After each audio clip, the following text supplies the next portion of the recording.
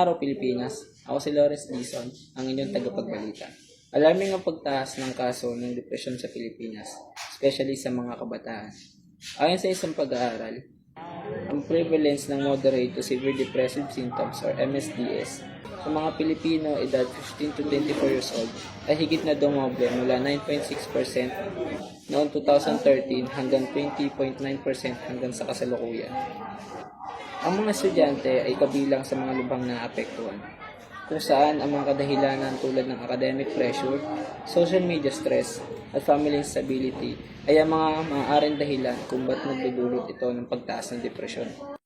Ang pagtaas ng depresyon sa Pilipinas ay isang malaking alalahanin sa ating mental health and it requires immediate action para sa mga nakakaranas nito.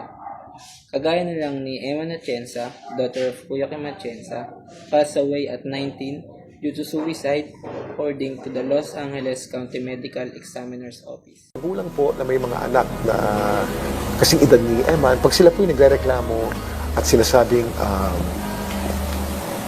gusto nilang saktan ng kanilang sarili, depressed sila, pakinggan po natin.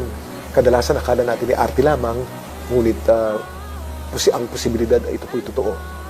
Para hindi po mangyari ang hindi magandang pangyayari.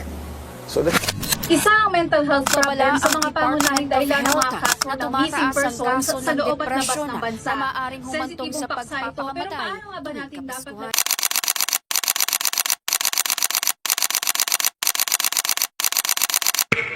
Yung depression, gawa-gawa lang ng mga tao yan. Gawa nila sa sarili nila. Oo, dinidepress nyo lang yung sarili nyo. Wala kayong label kasi.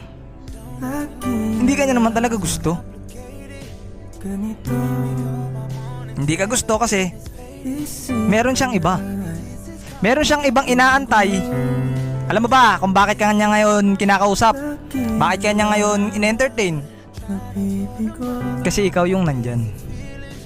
Pero pag wala ka na, wala naman talaga siyang pakialam sa'yo.